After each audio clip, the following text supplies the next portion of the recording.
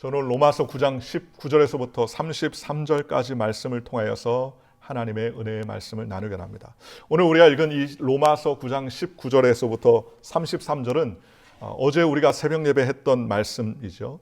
이 말씀 1절에서부터 18절까지 말씀 모두 다 이스라엘 백성이라고 다 택한 것이 아니라는 거예요. 약속의 씨로만이 하나님께서 아들이라고 인정해 주셨지 않느냐 그렇습니다. 또 이삭의 아들 야곱과 에서를 비유하면서 태어나지도 않았는데 에서는 미워하고 하나님이 야곱은 사랑했다는 거예요.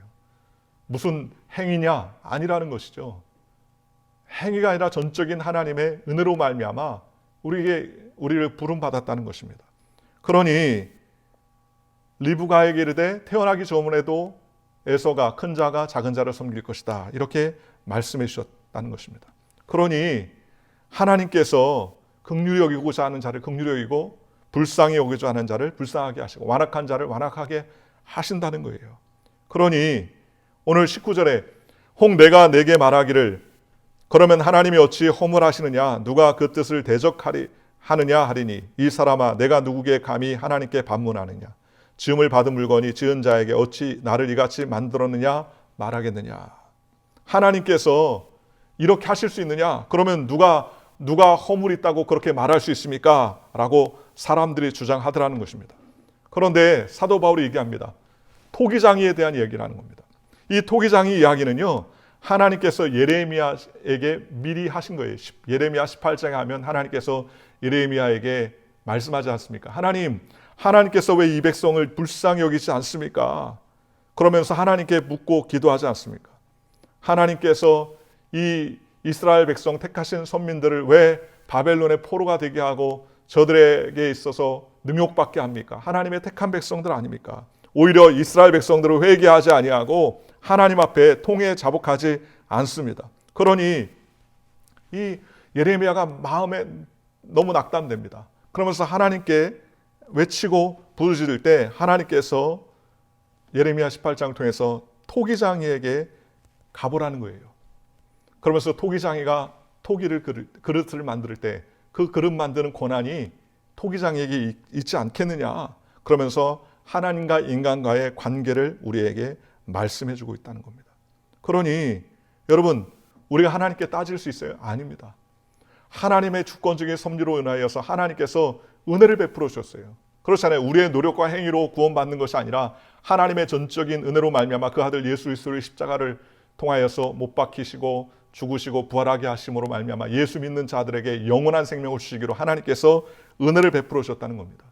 그러니 하나님께서 구원의 길을 열어주셨으니 우리는 어떻게 해야 되느냐? 감사할 줄 알아야 된다는 것입니다. 그래서 어떻게 하든지 간에 하나님의 인도하심과 은혜 가운데 살아가는 하나님의 믿음의 백성이 되어야 된다고 성경은 우리에게 말씀해 주고 계시다는 것이죠. 토기장이가 진흙 한 덩이로 하나는 귀 있을 그릇을 하나는 천이 있을 그릇을 만들 권한이 없느냐? 만들 권한이 없습니까? 권한이 있지요. 만일 하나님이 그 진노를 보이시고 그의 능력을 알게 하고자 하사 멸하시기로 준비된 진노의 그릇을 오래 참으시고 심으로 관용하시고 또한 영광 받기로 예비한 바 긍휼의 그릇에 대하여 그 영광의 풍성함을 알게 하고자 하셨을지라도 무슨 말하리요? 이 그릇은 우리 곧 유대인 중에서뿐 아니라 이방 중에서 부르신 자니라. 생각해 보십시오. 하나님께서 멸망받을 백성인데 멸망하지 않으셨습니다. 멸하지 않으셨습니다. 불쌍히 여겨주셨습니다. 그래서 멸망받을 수밖에 없는 이방인인데도 불구하고 하나님께서 그들에게 구원의 길을 베풀어 주셨습니다. 그러니 얼마나 감사하냐는 거예요. 하나님께서 긍휼히 여기셔서 그 은혜를 갖다가 오늘날 진노를 갖다가 거두어들이시고 하나님께서 긍휼을 베풀어 주셨다면 얼마나 감사하냐는 것이죠. 오늘 저와 여러분도 마찬가지죠. 우리가 유대인입니까? 아니죠. 혈통으로는 육신의 유대인이 아닙니다. 그런데 진노할 수밖에 없었던 우리를 하나님께서 긍휼히 여기셔가지고 하나님께서 이방인 중에서 저와 여러분 같은 사람들을 선택하시고 부르시고 인도해 주셔서 하나님의 자녀가 되게 해주셨다는 것입니다.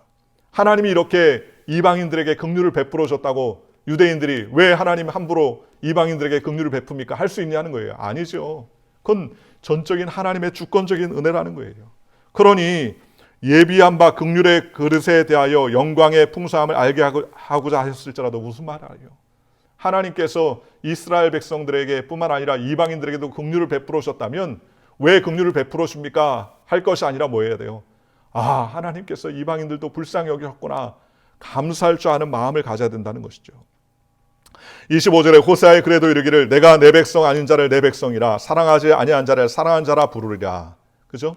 오늘 저와 여러분 같은 사람들 아닙니까? 원래는 백성이 아니었는데 하나님의 사랑을 받았던 자가 아니었는데 우리를 사랑해 주시겠다. 우리를 내 백성이라 하나님이 부르셨다는 겁니다. 이게 얼마나 감사합니까? 성도, 그죠? 교회. 오늘 저와 여러분은 어떤 존재입니까? 예수 그리스도의 이름으로 부름받은 사람들이에요. 그죠? 에클레시아, 교회는 뭐예요? 예수 그리스도의 이름으로 부름받은 사람들의 모임이 바로 교회 아닙니까? 그러니 오늘 저와 여러분에게 있어서 한 가지 큰 특징은 뭐예요? 부름받았다는 거예요. 누구의 이름으로요? 예수 그리스도의 이름으로 저와 여러분이 부름받았다는 것입니다. 이 부름받으신 이 부름의 사건이 거저주시는 하나님의 전적인 은혜라는 거예요. 내 노력, 내 수고, 내 능력이 아니라 거저주시는 하나님의 은혜라는 거예요. 얼마나 감사합니까? 너희는 내 백성이 아니라 한 그곳에서 그들이 살아계신 하나님의 아들이라 일컬음을 받으리라 함과 같으리라. 그렇죠? 하나님 백성이 아닌데도 불구하고 이제 살아계신 하나님의 백성이라 일컬음을 받는 것입니다. 이스라엘만 하나님의 성민이냐? 그렇지 않다는 거예요. 오늘 예수 그리스도의 이름을 주라 부르짖는 모든 자에게 하나님께서 구원의 은혜를 하나님께서 값없이 다 베풀어 주셨습니다. 얼마나 감사합니까? 저와 여러분들을 주님께서 불러주셨습니다. 주님이 우리를 불러주셨지 않았다면 혹시 누가 압니까? 저 나무 밑에 가서 절하고 있을지 모르죠. 돼지 머리 밑에 가서 손 빌고 있을지 모르죠. 그런 우리들을 허물과 죄에서 벗어나서 하나님의 자녀 삼아주시고 하나님께 영광 돌리는 믿음의 삶 살 수 있도록 우리를 불러주셨으니 얼마나 감사합니까? 27절에 또 이사야가 이스라엘 관하여 외치되 이스라엘의 자손들의 수가 비록 바다의 모래 같을지라도 남은 자만 구원을 받으리니 주께서 땅 위에서 그 말씀을 이루고 속히 시행하리라 하셨느니라.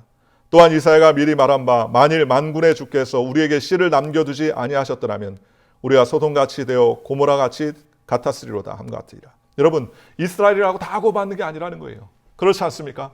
나는 행위로 깨끗합니다. 나는 온전합니다. 난 지식이 있습니다. 돈이 있습니다. 능력이 있습니다. 마음 착합니다. 어여쁩니다. 그렇게 할 수 없다는 거예요. 하나님의 은혜로 살아가야 된다는 것입니다. 주님의 은혜로 살아간다는 거예요. 주님의 은총으로 살아간다는 거예요. 그러니 우리에게 하나님께서 은혜로 우리를 불러주셨으니 얼마나 감사합니까? 그러니 우리는 이 땅 가운데 살면서 하나님께 영광 돌리며 믿음으로 살아가는 하나님의 백성이 될 줄 믿습니다. 천국에 가면 세 가지를 놀린다고 그러죠. 꼭 와야 될 사람이 없고 꼭 오지 말아야 될 사람이 와 있고 세 번째는요. 아, 내가 여기 있구나 하는 것에 놀란다는 겁니다. 무슨 말입니까? 내 기준으로 볼 때 야, 저 정도 사람이면 괜찮다. 저 정도 사람은 구원받았을 것이다. 내 기준이죠. 그건 잘못됐습니다.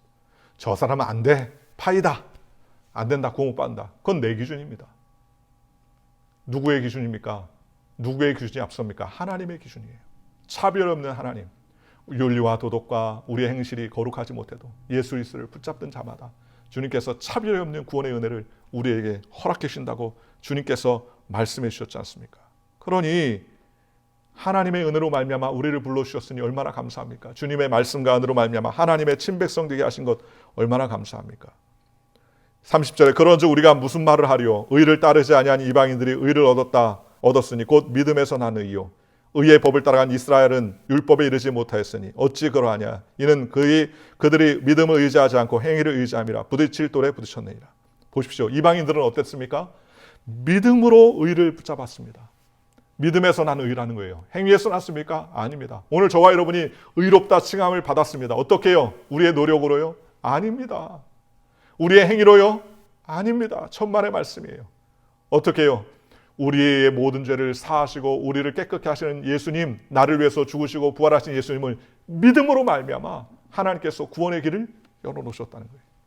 어떻게 해요? 믿음으로 열어놓으셨어요. 얼마나 감사합니까? 그런데 이스라엘 백성들은요, 아직도 무엇을 의지합니까? 행위를 의지합니다.